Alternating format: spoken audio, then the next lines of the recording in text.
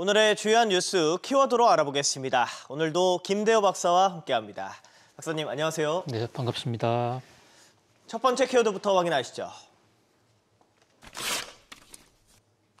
CPI 축포. 미국의 지난달 소비자 물가지수 CPI가 발표가 됐습니다. 시장 예상치보다 일단 하회했는데 어떻게 보셨습니까? 예, 미국의 소비자 물가 CPI가 나왔습니다. CPI가 발표된 이후에 뉴욕 증시는 상당히 큰 폭으로 올랐죠. 네. 한마디로 뉴욕 증시에서는 CPI 축포, 샴페인을 터뜨리고 있는 이런 모습입니다. 자, 미국의 CPI의 한번 이 내용을 자세히 한번 들여다 볼까요? 네.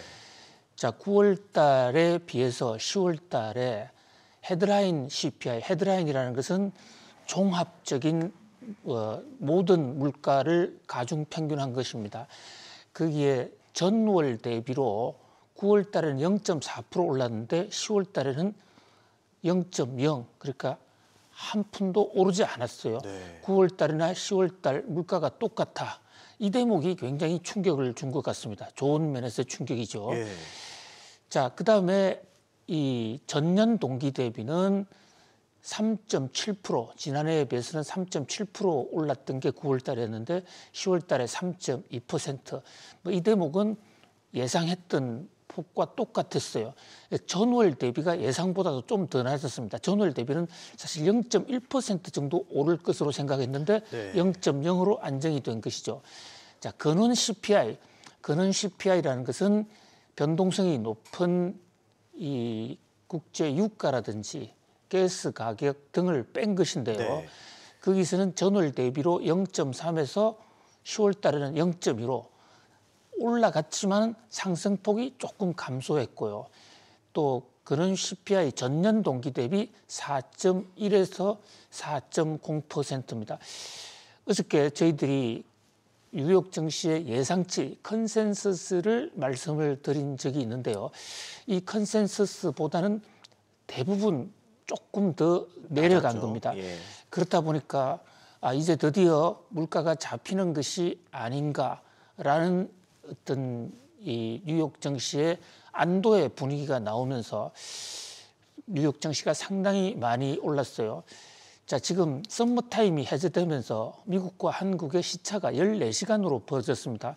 그래서 종래에는 네. 미국의 CPI를 한국 시간으로 밤 9시 반에 발표를 했는데 이번에는 이제 밤 10시 반에 발표를 한 겁니다. 한국 시간으로. 근데 10시 반에 소비자 물가 지수가 딱 발표되자 말자 네. 뉴욕 증시에는 당시는 정규장이 아닌 선물 퓨처 마켓이 열리고 있는 상태였거든요. 그때부터 주가가 대폭등을 했습니다. 그러니까 이것은 뉴욕 증시의 생각보다도 물가 상승세가 빨리 좀 잡혀가고 있다. 물론 물가는 계속 오르고 있는 것이에요. 그럼에도 불구하고 뉴욕 증시는 상당히 기대를 하고 있습니다. 자, 그리고 물가가 떨어지면서 나타나는 신호는 뉴욕 증시뿐만 아니라 가장 중요한 것은 역시 금리인데요. 그렇죠. 국채금리가 어떻게 되느냐인데 10년물 국채금리가 4.4%대로 떨어졌어요. 예. 이게 한때 4.95, 5%까지 갔지 않습니까? 급락을 했죠. 예, 거기에 비하면 상당히 많이 하락했다 이렇게 볼 수가 있고요. 자, 국채금리가 떨어지는데 왜 기술주들이 왜 오르느냐? 나스닥이 특히 많이 올랐거든요. 네. 자, 이 새 기술에 도전하는 기술주들은 전통 산업에 비해서 채무 구조, 부채 비율이 높아요. 현재 수익은 미래 수익이 많은데 미래의 회계 자산 가치를 계산을 할 때 금리 가지고 역산을 해서 미래의 자산 가치를 두는데 부채가 많은 기업일수록 금리가 올라가면 미래의 자산 가치가 떨어지거든요. 그렇군요. 그런데 이제 금리가 내려가니까 네. 자산 가치가 갑자기 서류상으로 크게 올라갈 수 있는 그러다 보니까 마이크로소프트, 엔비디아, 테슬라 그야말로 예외 없이 주가가 상당히 많이 오르는 그런 양상을 보였습니다. 포가 많네요. 자, 또 하나 이제 거시경제 지표 중에서 환율이 우리나라 환율도 굉장히 관심인데요. 미국의 달러가 워낙 높다 보니까 한국 돈의 가치가 그동안에 계속 떨어져서 우리나라 원화 환율이 그야말로 고공행진을 했었는데요. 미국 달러 가치를 국제 시세를 나타내는 가장 대표적인 지표 중에 달러 인덱스라는 DX 인덱스라는 지수가 있거든요. 네. 미국 달러를 세계 6개 메이저 통화에 비교해서 상대적 그 가중 평균치를 구한 겁니다.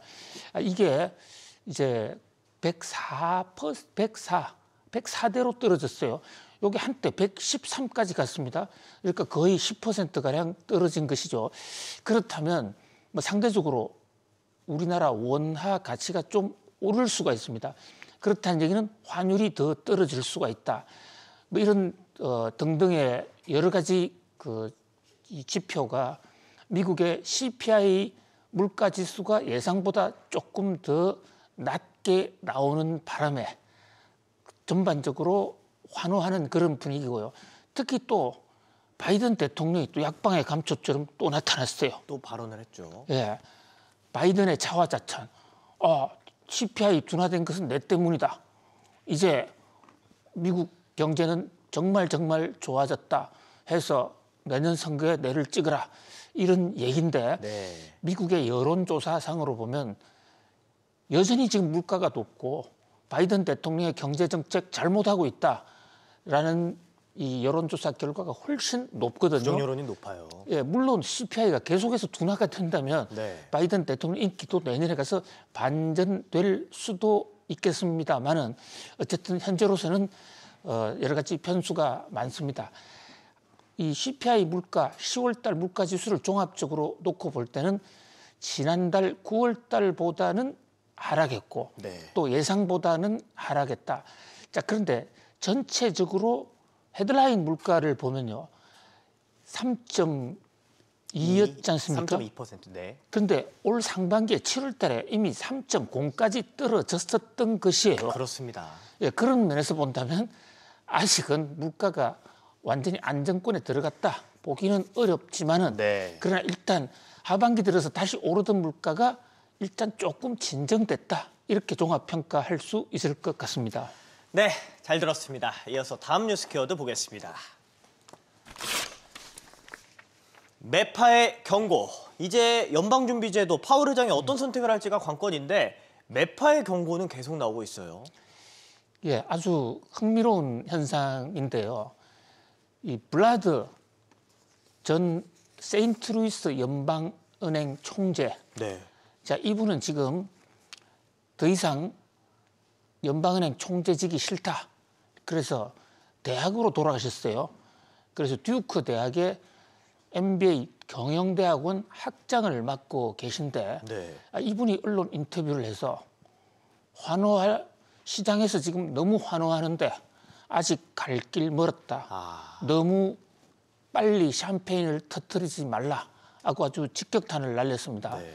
현재 물가 조금 떨어진 것 같지만 말씀 올린 대로 상반기보다는 지금 더 높은 거예요, 오히려. 아직 여전히 3%대예요. 예. 아니 그리고 뭡니까? 미국의 그 근원 CPI로 보면 지금 4%를 넘고 있잖아요. 그렇죠. 그러니까 3%라는 말도 조금 좀 착시 현상이라고 볼 수가 있고요. 자, 그렇다면 10월 달에 물가가 왜 이렇게 떨어진 것으로 나타나느냐? 저는 그 안에 구성을 보면 네. 국제 유가의 영향이 가장 크다 이렇게 볼 수가 있는데요. 지금 근원 CPI는 안 떨어지고 헤드라인 물가 지수가 좀 떨어졌어요. 자, 휘발유 가격이 지난 9월 달까지만 해도 굉장히 올랐고, 자, 지금 이 팔레스타인 전쟁이 터진 게 벌써 6주째지 않습니까? 네. 그때 오른 국제 유가는 9월 달분에 다 반영이 된 거예요. 그러니까 9월 달에는 물가가 높은 것으로 반영이 되는데 10월 달 들어와서 일각에서의 우려하고는 달리 이팔 전쟁이 중동 전면전으로 아직까지는 확대되고 있지 않지 않습니까? 그렇죠. 그 국제유가 하락했단 말이죠. 그러니까 이것은 미국의 경제가 물가 안정세로 기조적으로 잡은 것이라기보다는 국제유가의 변동, 10월 달 들어서 국제유가가 많이 떨어졌다. 우리나라 한국전력도 깜짝 흑자를 내지 않았습니까? 이번에 그랬죠. 예, 이게 국제 유가 하락이라는 외생 변수가 크기 때문에 거꾸로 얘기하면 국제 유가가 조금이라도 불안하면 다시 흔들릴 수도 있고 아직도 지금 물가가 근원 물가지수 4%다. 이것은 목표의 2배나 높은 것입니다. 그래서 블라드 총재 같은 경우에는 6%까지의 금리 인상도 준비해야 된다. 이러고 있습니다. 자, 블라드 전 총재의 경고가 아니더라도요. 현재 뉴욕 증시에서는 금리 인상은 이제 끝났다고 봅니다. 그런데 금리 인상 끝난 게 문제가 아니에요. 높아져 있는 이 고원금리, 개마고원금리가 계속 높아져 있는 상태에서 언제까지 갈 것이냐. 이것이 문제인데 참고로요. 2006년도 그 당시에 미국이 고금리 정책을 펼 때 그때는 5.25까지 올라갔던 고금리가 그 개마고원 상태에서 어느 정도 오래 지속이 되느냐. 1년 6개월이 지속이 됐어요. 맞습니다. 물론 지금 내년에 뭐 모간 스탠리라든지 골드만삭스 같은 데는 어떤 데서는 내년 상반기에 또는 내년 하반기에 금리 인하가 시작될 것이다. 모간 스탠리 내년 6월이죠. 자, 그다음에 그 골드만삭스는 내년 하반기 또 UBS 스위스는 내년 3월 금리 인하가 시작될 수도 있을 것이라고 전망하고 있습니다. 그래 됐으면 참 좋겠어요. 네. 그러나 과거의 사례를 볼 때는 이 금리 인하 시점이 그렇게 만만치가 않다. 네. 그래서 끝날 때까지는 끝난 게 아닐까. 아주 이 금리 추이 이런 거 세밀하게 좀 지켜볼 필요가 있겠습니다. 네, 이어서 다음 뉴스 키워드로 넘어가겠습니다. 짝퉁 산짜이. 연말 뭐 해외 직구 행사가 참 많은데 짝퉁이 기승을 부리고 있습니다.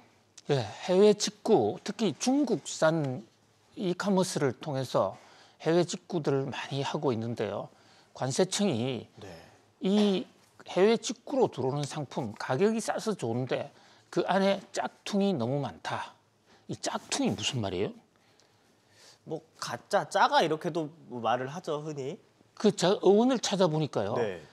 지금 정확하게 지적해 주셨는데 가짜를 거꾸로 뒤집으면 그거 자체가 가짜가 되잖아요. 네. 그러니까 짜가가 되는데 네. 짜가의 줄임말이 짝이라는 거예요.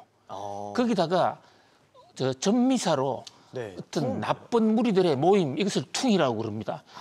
그러니까 그 짜가들의 모임 이게 짝퉁이라는 얘기예요. 근데 어원이 지금 어디서 정확하게 왔는지 확인은 되지 않아요. 네네.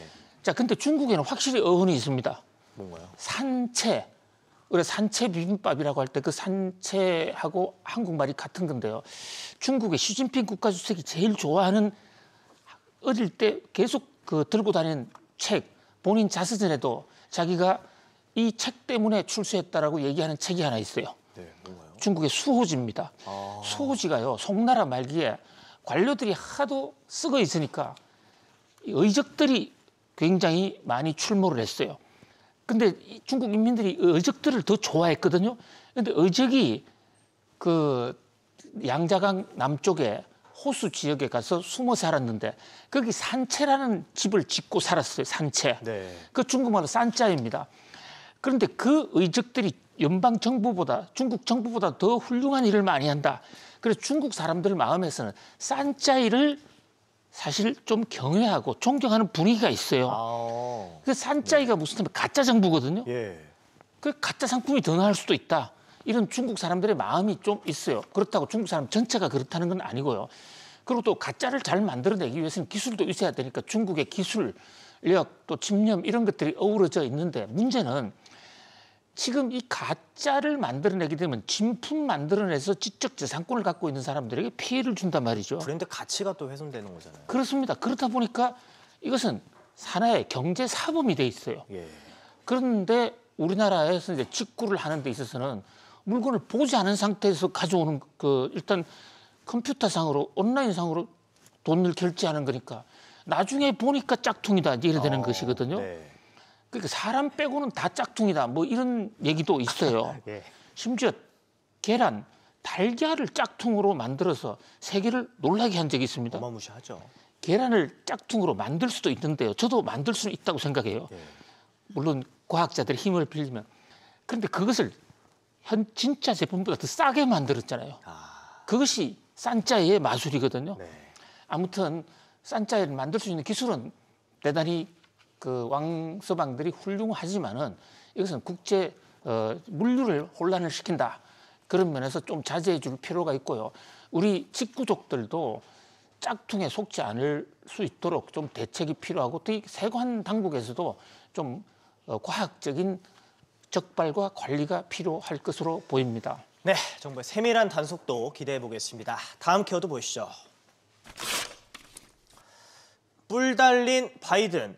바이든 대통령 머리에 뿔이 달린 지금 사진이 화제가 되고 있어요. 그렇습니다. 필리핀 미국 대사관 앞에서 지금 필리핀 국민들이 대대적인 시위를 하고 있는데요. 시위의 내용은 바이든 대통령이 이스라엘을 부추겨서 아니면 이스라엘과 합작해서 팔레스타인의 서민들을 인민들을 학살하고 있다. 학살범이다. 그래서 뿔 달린 마귀다라는 이런 표현이에요. 자, 지금 물론 하마스가 먼저 도발을 한 것은 사실이죠. 그러나 이스라엘의 보복의 정도가 도를 넘었다. 이런 얘기가 국제사회에서 굉장히 원성이 굉장히 큽니다. 그런데 바이든 대통령이 사실상 그 뒷배를 봐주고 있거든요. 바이든 대통령 휴전도 반대하고 있습니다. 그렇다 보니까 결국은 바이든 대통령이 팔레스타인 인권을 박살내는 거 아니냐 이런 얘기가 있는데요. 심지어 미국 국무부 직원들도 100명이 연설을 해서 바이든 대통령의 대량 학살을 막지 않았다. 바이든 대통령의 잘못이다. 이렇게 지금 지적하고 있는 상황이거든요. 네. 자, 이 대목은 미국에 대한 전 세계의 분노로 연결될 수 있고 바이든 대통령의 재선 가도에도 지금 미국 여론도 그렇게 심상치가 않습니다. 아무튼 지금 이 순간에도 팔레스타인에는 집단 학살이 계속 이어지고 있는 상황입니다. 네, 이어서 오늘의 마지막 키워드 보겠습니다. 에이펙, 윤석열 대통령이 오늘 출국하죠. 예, 지금 샌프란시스코에는 전 세계 정상들이 속속 모여들고 있는데요. 에이펙 총회 때문입니다. 자, 에이펙, 아시아 태평양 경제 공동체인데 저거를 누가 만들었냐면 한국이 만든 거예요. 한국이 1989년에 호주하고 만나면서 아시아 태평양 지역을 좀 넓게 우리도 동맹체를 만들자. 이래서 저 태평양 남쪽에 있는 호주를 뭉쳤는데 이것을 당시 미국의 클린턴 대통령이 받아가지고 정상회담으로 성격시킨 게 1993년 클린턴 대통령이에요. 당시에 유럽이 EU를 하나의 경제 공동체로 묶었거든요. 네. 그러니까 당시에 클린턴 대통령은 아시아와 태평양도 하나도 묶자. 그리고 이게 잘만 뭉친다면 세계에서 가장 큰 경제 블록이 돼요. 그런데 아시아 태평양은 유럽과 달리 언어도 많이 다르고 서로 간의 문화 차이 때문에 아직도 지금 많이 싸우고 있습니다. 중국과 일본, 한국, 미국 여러 개 싸우고 있는데요. 어쨌든 싸우는 와중에도 뭉쳐 있다. 특히 이번에 미국과 중국의 정상회담이 에이펙을 통해서 열리게 되는데 이번에는 아마도 시진핑 국가주석도 바이든 대통령도 일단 좀 싸움을 접고 미중 갈등을 해소하는 그런 어떤 시도를 하지 않을까 많은 기대를 모으고 있는데요. 이 에이펙 총회도 좀 관심을 가져볼 필요가 있으실 것 같습니다. 네, 지금까지 오늘의 키워드 CPI 축포, 매파의 경고, 짝퉁 산짜이, 뿔 달린 바이든 에이펙 짚어봤습니다. 고맙습니다, 박사님. 고맙습니다.